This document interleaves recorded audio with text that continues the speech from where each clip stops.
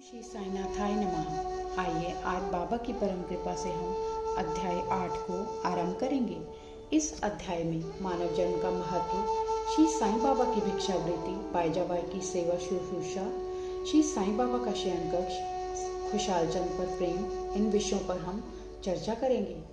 जैसा कि गत अध्याय में कहा गया है, अब श्री हिमाड पंत मानव जन्म की महत्ता को विस्तृत रूप में समझाते हैं। श्री साईं बाबा किस प्रकार भिक्षा उपार्जन करते थे, बाईजाबाई उनकी किस प्रकार सेवा शुश्रूषा करती थी, वे मस्जिद में तात्या कोटे और महालसापति के साथ किस प्रकार शयन करते तथा खुशहाल चंद पर उनका कैसा स्नेह था, इसका आगे वर्णन किया जाएगा।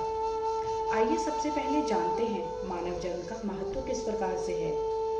इस विचित्र संसार में ईश्वर ने लाखों प्राणियों, जैसा कि हिंदू शास्त्र के अनुसार लिखा गया है, 84 लाख योनियों को उत्पन्न किया है, जिनमें देव, दानव, गंधर्व, जीव जंतु और मनुष्य आदि सम्मिलित हैं, जो स्वर्ग, नर्क, पृथ्वी, समुद्र तथा आकाश में निवास करते हैं और भिन्न भिन्न धर्मों का पालन करते हैं। इन प्राणियों में जिनका पुण्य प्रबल है, वे स्वर्ग में निवास करते हैं और अपने सत्कृत्यों का फल भोगते हैं। पुण्य के क्षीण होते ही वह निम्न स्तर में आ जाते हैं और वह प्राणी जिन्होंने पाप या दुष्कर्म किए हैं, नरक को जाते हैं और अपने को कर्मों का फल भोगते हैं। जब उनके पाप और पुण्यों का समन्वय हो जाता है, तब उन्हें मानव जन्म और मोक्ष प्राप्त करने का अवसर प्राप्त होता है। जब पाप और पुण्य दोनों नष्ट हो जाते हैं, तब वह मुक्त हो जाते हैं।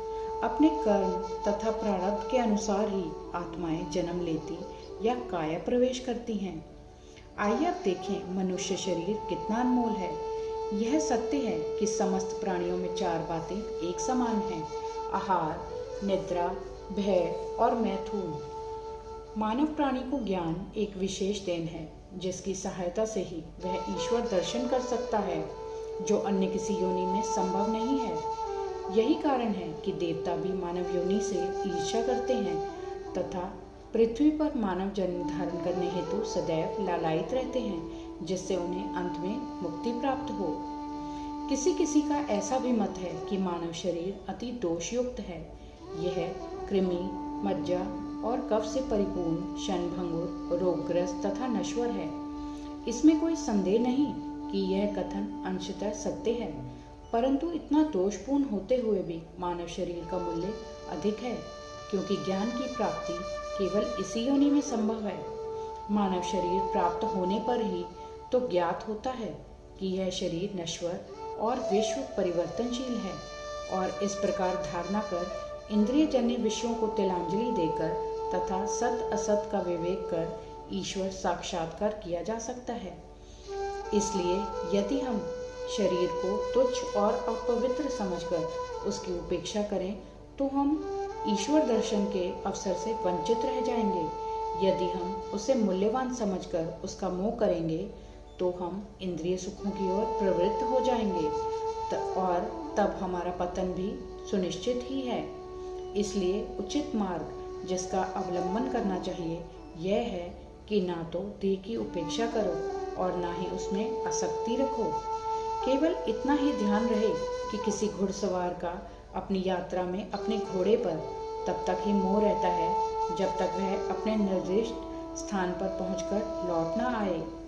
इसलिए ईश्वर दर्शन या आत्म साक्षात्कार के निमित्त शरीर को सदा ही लगाए रखना चाहिए, जो जीवन का मुख्य ध्येय है। ऐसा कहा जाता है कि अनेक प्राणियों की उत्पत्ति करने के पश्चात भी ईश्वर को संतोष नहीं हुआ। कारण यह है कि कोई भी प्राणी उसकी अलौकिक रचना और सृष्टि को समझने में समर्थ न हो सका, और इसी कारण उसने एक विशेष प्राणी अर्थात मानव जाति की उत्पत्ति की और उसे ज्ञान की विशेष सुविधा प्रदान की। जब ईश्वर ने देखा कि मानव उसकी लीला, अद्भुत रचनाओं तथा ज्ञान को समझने के योग्य है, तब उन्हें अति हर्ष एवं संतोष हुआ। भागवत स्कंद 11:9-28 के अनुसार इसलिए मानव जन्म प्राप्त होना बड़े सौभाग्य का सूचक है। उच्च ब्राह्मण कुल में जन्म लेना तो परम सौभाग्य का लक्षण है। परंतु श्री साईं चरणाम्बुजों की प्रीति और उनकी शरणागति प्राप्त होना इन सभी में अति श्रेष्ठ है। आइए अब देखें मानव को क्या प्रयत्न करने चाहिए। इस संसार में मानव जन्म अति दुर्लभ है। हर मनुष्य की मृत्यु तो निश्चित ही है और वह किसी भी क्षण उसका आलिंगन कर सकती है। ऐसी ही धारणा कर हमें अपने ध्येय की प्राप्ति में सदैव तत्पर रहना चाहिए। जिस प्रकार खोए हुए राजकुमार की खोज में राजा प्रत्येक संभव उपाय प्रयोग में लाता है, इसी प्रकार किंचित मात्र भी विलंब न कर हमें अपने अभीष्ट की सिद्धि के हेतु शीघ्रता करने ही सर्वथा उचित है। अतः पूर्ण लगन और उत्सुकता पूर्वक अपने ध्येय, आलस्य और निद्रा को त्याग कर हमें ईश्वर का सर्वदा ध्यान रखना चाहिए। यदि हम ऐसा न कर सकें तो हमें पशुओं के स्तर पर ही अपने को समझना पड़ेगा। कैसे प्रवृत्त होना चाहिए, आइए अब ये समझें। अधिक सफलतापूर्वक और साक्षात्कार को सुलभ प्राप्त करने का एकमात्र उपाय है किसी योग्य संत या सद्गुरु के चरणों की शीतल छाया में आश्रय लेना, जिससे कि ईश्वर साक्षात्कार हो चुका हो।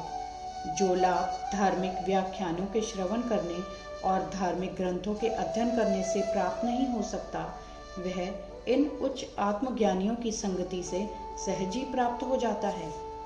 तो भी जो प्रकाश हमें सूर्य से प्राप्त होता है, वैसा विश्व के समस्त तारे भी मिल जाएं तो भी नहीं दे सकते।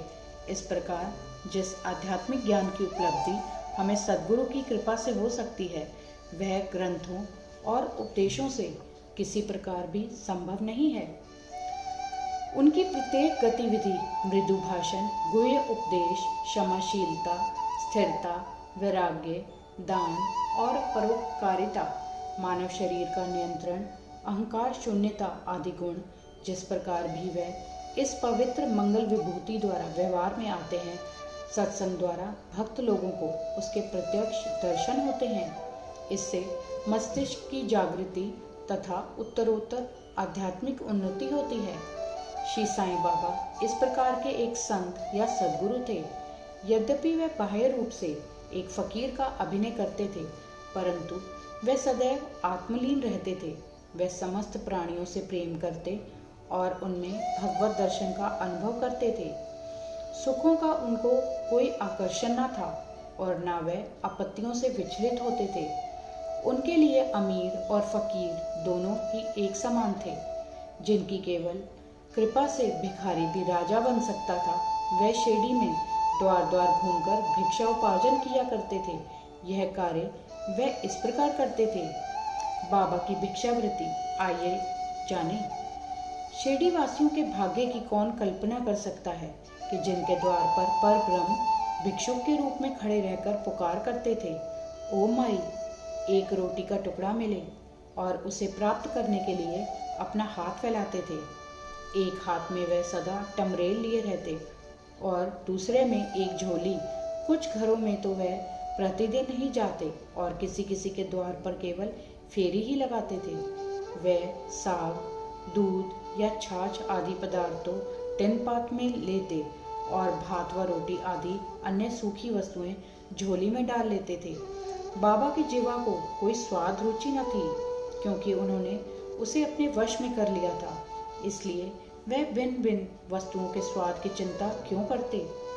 जो कुछ भी भिक्षा में उन्हें मिल जाता, उसे ही वह मिश्रित कर संतोषपूर्वक ग्रहण करते थे। अमुक पदार्थ स्वादिष्ट है या नहीं, बाबा ने इस और कभी ध्यान ही नहीं दिया, मानो उनकी जीवा में कोई स्वाद बोध ही न हो। वह केवल मध्याह्न तक ही भिक्षा उपार्जन करते थे। यह कार्य बहुत अनियमित था। किसी दिन तो वह छोटी सी फेरी ही लगाते तथा किसी दिन 12 बजे तक वह एकत्रित भोजन एक कुंडी में डाल देते, जहाँ कुत्ते, बिल्लियाँ, कौवे आदि स्वतंत्रता पूर्वक भोजन करते थे। बाबा ने उन्हें कभी नहीं भगाया। एक स्त्री भी जो मस्जिद में झाड़ू लगाया करती थी, रोटी के 10-12 टुकड़े उठाकर अपने घर ले जाती थी, परंतु किसी ने कभी उसे नहीं रोका। जिन्होंने स्वप्न में भी बिल्लियों और कुत्तों को कभी दुत्कार कर नहीं भगाया, वह भला निस्सहाय गरीबों को रोटी के कुछ टुकड़ों को उठाने से क्यों कर रोकते। ऐसे महान पुरुष का जीवन धन्य है। शिरडीवासी तो पहले पहल उन्हें केवल एक पागल ही समझते थे और वह शिरडी में इसी नाम से विख्यात भी हो गए थे। जो भिक्षा के कुछ टुकड़ों पर निर्वाह करता हो, भला उसका कोई आदर कैसे करता। परंतु यह तो उदार हृदय, त्यागी और धर्मात्मा थे। यद्यपि वे बाहर से चंचल और अशांत प्रतीत होते थे, परंतु अंतःकरण से दृढ़ और गंभीर थे। उनका मार्ग गहन तथा गूढ़ था। फिर भी ग्राम के कुछ ऐसे श्रद्धावान और सौभाग्यशाली व्यक्ति थे जिन्होंने उन्हें पहचान कर एक महान पुरुष माना। ऐसी ही एक घटना नीचे दी जाती है। बाईजाबाई की सेवा। तात्या पोते की माता, जिनका नाम बाईजाबाई था, दोपहर के समय एक टोकरी में रोटी और साग लेकर जंगलों को जाया करती थी। वह जंगल में कोसों दूर जाती और बाबा को ढूंढकर उनके चरण पकड़ती थी। बाबा तो शांत और ध्यानमग्न बैठे रहते थे। वह एक पत्तल बिछाकर उस पर सब प्रकार के व्यंजन आदि जैसे रोटी, साग आदि परोसती और बाबा से भोजन कर लेने के लिए आग्रह करती थी। उनकी सेवा तथा श्रद्धा की रीति बड़ी ही विलक्षण थी। प्रतिदिन दोपहर को जंगल में बाबा को ढूंढना और भोजन के लिए आग्रह करना, उनकी इस सेवा और उपासना की स्मृति बाबा को अपने अंतिम क्षणों तक बनी रही। उनकी सेवा का ध्यान कर बाबा ने उनके पुत्र को बहुत लाभ पहुंचाया। माँ और बेटे दोनों की ही फकीर पर दृढ़ निष्ठा थी। उन्होंने बाबा को सदैव ईश्वर के समान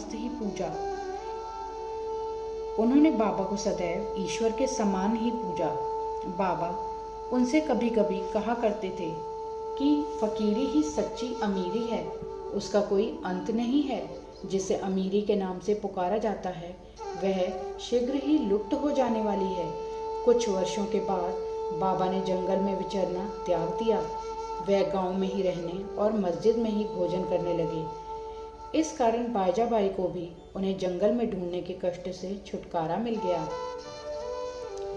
आइए अब देखें तीनों का शयन कक्ष कैसा था। वह संत पुरुष धन्य हैं जिनके हृदय में भगवान वासुदेव सदैव वास करते हैं। वह भक्त भी भाग्यशाली हैं जिन्हें उनका सानिध्य प्राप्त होता है। ऐसे ही दो भाग्यशाली भक्त थे, पहले तात्या कोते पाटिल और दूसरे भक्त महालसापति। दोनों ने बाबा के सानिध्य का सदैव पूर्ण लाभ उठाया। बाबा दोनों पर एक समान प्रेम रखते थे। यह तीनों महानुभाव मस्जिद में अपने सिर पूर्व, पश्चिम और उत्तर की ओर करते और केंद्र में एक दूसरे के पैर से पैर मिलाकर शयन किया करते थे। बिस्तर में लेटे लेटे ही वह आधी रात तक प्रेम पूर्वक वार्तालाप और इधर उधर की चर्चाएं किया करते थे। यदि किसी को भी निद्रा आने लगती तो दूसरा उसे जगा देता था। यदि तात्या खराटे लेने लगते तो बाबा शीघ्र ही उठकर उसे हिलाते और सिर पकड़कर जोर से दबाते थे। यदि कहीं वह महालसापति हुए तो उन्हें भी अपनी ओर खींचते और पैरों पर धक्का देकर पीठ थपथपाते थे। इस प्रकार तात्या ने 14 वर्षों तक अपने माता पिता को गृह पर ही छोड़कर बाबा के प्रेमवश मस्जिद में निवास किया। कैसे सुहाने दिन थे वे, उनकी क्या कभी विस्मृति हो सकती है। उस प्रेम का क्या कहना, बाबा की कृपा का मूल्य कैसे आंका जा सकता था। पिता की मृत्यु होने के पश्चात तात्या पर घर बार की जिम्मेदारी आ पड़ी, इसलिए वे अपने घर जाकर रहने लगे। आइए अब देखें रहाता निवासी खुशहाल चंद की कथा। शिरडी के गणपत तात्या पोते को बाबा बहुत चाहते थे। वे रहाता के मारवाड़ी सेठ श्री चंद्रभान को भी बहुत प्यार करते थे। सेठ जी का देहांत होने के उपरांत बाबा उसके भतीजे खुशहाल चंद को भी अधिक प्रेम करते थे। वे उनके कल्याण की दिन रात फिक्र किया करते थे। कभी बैलगाड़ी में तो कभी तांगे में वे अपने अंतरंग मित्रों के साथ रहाता को जाया करते थे। ग्रामवासी बाबा के गांव के फाटक पर आते ही उनका अपूर्व स्वागत करते और उन्हें प्रणाम कर बड़ी धूमधाम से गांव में ले जाते थे। खुशहाल चंद बाबा को अपने घर ले जाते और कोमल आसन पर बिठाकर उत्तम सुस्वादु भोजन करवाते और आनंद तथा प्रसन्न चित्त से कुछ देर तक वार्तालाप किया करते थे। फिर बाबा सबको आनंदित कर और आशीर्वाद देकर शिरडी वापस लौट आते थे। एक और रहाता दक्षिण में तथा दूसरी ओर नीमगांव उत्तर में था। इन दोनों ग्रामों के मध्य में शिरडी स्थित है। बाबा अपने जीवन काल में कभी भी इन सीमाओं के पार नहीं गए। उन्होंने कभी रेलगाड़ी नहीं देखी और ना कभी उसमें प्रवास ही किया, परंतु फिर भी उन्हें सब गाड़ियों के आवागमन का समय ठीक ठीक ज्ञात रहता था। जो भक्तगण बाबा से लौटने की अनुमति मांगते और आदेशानुकूल चलते थे, वे कुशलतापूर्वक घर पहुंच जाते थे, परंतु इसके विपरीत जो अवज्ञा करते, उन्हें दुर्भाग्य व दुर्घटनाओं का सामना करना पड़ता था। इस विषय में संबंधित घटनाओं और अन्य विषयों का अगले अध्याय में विस्तार पूर्वक वर्णन किया जाएगा। विशेष इस अध्याय के नीचे दी हुई टिप्पणी बाबा के खुशहाल चंद पर प्रेम के संबंध में है। किसी प्रकार उन्होंने काका साहेब दीक्षित को रहाता जाकर खुशहाल चंद को लाने को कहा और उसी दोपहर को खुशहाल चंद के स्वप्न में शिरडी आने को कहा। इसका उल्लेख यहाँ नहीं किया गया है, क्योंकि इसका वर्णन इस सच्चरित्र के 30वें अध्याय में किया जाएगा। श्री सद्गुरु साईनाथार्पणमस्तु। शुभम भवतु। अध्याय 8 संपूर्ण। ओम साई राम।